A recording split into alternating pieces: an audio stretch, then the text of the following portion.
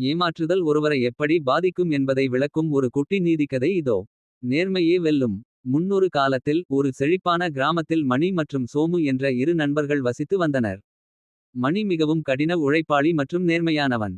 சோமுவோ மிகவும் சோம்பேறி ஆனால் குறுக்கு வழியில் முன்னேற துடிப்பவன். அந்த போட்டி. அவர்களின் ஊர் தலைவர் ஒரு அறிவிப்பை வெளியிட்டார். ஊர் குளத்தில் மீன் பிடிக்கும் போட்டி நடத்தப்படும். யார் மாலைக்குள் அதிக எடையுள்ள மீன்களை பிடிக்கிறார்களோ அவர்களுக்கு 100 பொற்காசுகள் பரிசாக வழங்கப்படும். மணி அதிகாலையிலேயே குளத்திற்குச் சென்று மிகவும் பொறுமையாக தூண்டில் போட்டு மீன்களை பிடித்தான். மாலைக்குள் அவனது கூடை நிறைய மீன்கள் சேர்ந்தன.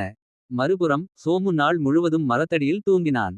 மாலை நேரம் நெருங்கியதும் தனக்கு மீன்கள் கிடைக்காது என்று பயந்த அவன் ஒரு தந்திரம் செய்தான். தனது கூடையில் சில பெரிய கற்களை போட்டு அதன் மேல் சில சிறிய மீன்களை வைத்து மறைத்தான். பார்த்தால் கூடை கனமாக தெரிந்தது. தீர்ப்பு. ஊர் தலைவர் எடையை பரிசோதித்தார். மணியின் கூடை 10 கிலோ இருந்தது. சோமுவின் கூடை 15 கிலோ காட்டியது. சோமுவே வெற்றி பெற்றதாக அறிவிக்கப்படவிருந்த நேரத்தில் ஒரு அசம்பாவிதம் நடந்தது. சோமுவின் கூடையை தூக்கும்போது ஒரு கல் தவறி கீழே விழுந்தது.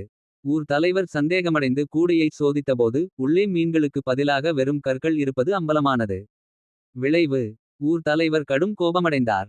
சோமு, நீ பரிசை பெறுவதற்காக என்னை மட்டுமல்ல உன் நண்பனையும் ஏமாற்ற பார்த்தாய். ஏமாற்றுபவர்களுக்கு இந்த போட்டியில் இடமில்லை என்று கூறி அவனை போட்டியில் இருந்து நீக்கினார். நேர்மையாக மீன் பிடித்த மணிக்கு 100 பொற்காசுகள் பரிசாக வழங்கப்பட்டது. சோமு ஊர் மக்கள் முன்னிலையில் அவமானப்பட்டு தலைகுனிந்து நின்றான். நீதி. குறுக்கு வழி தற்காலிக வெற்றியை தரலாம் ஆனால் நேர்மை மட்டுமே நிலையான மதிப்பையும் வெற்றியையும் தரும். ஏமாற்றுதல் ஒரு நாள் நிச்சயம் வெளிப்படும்.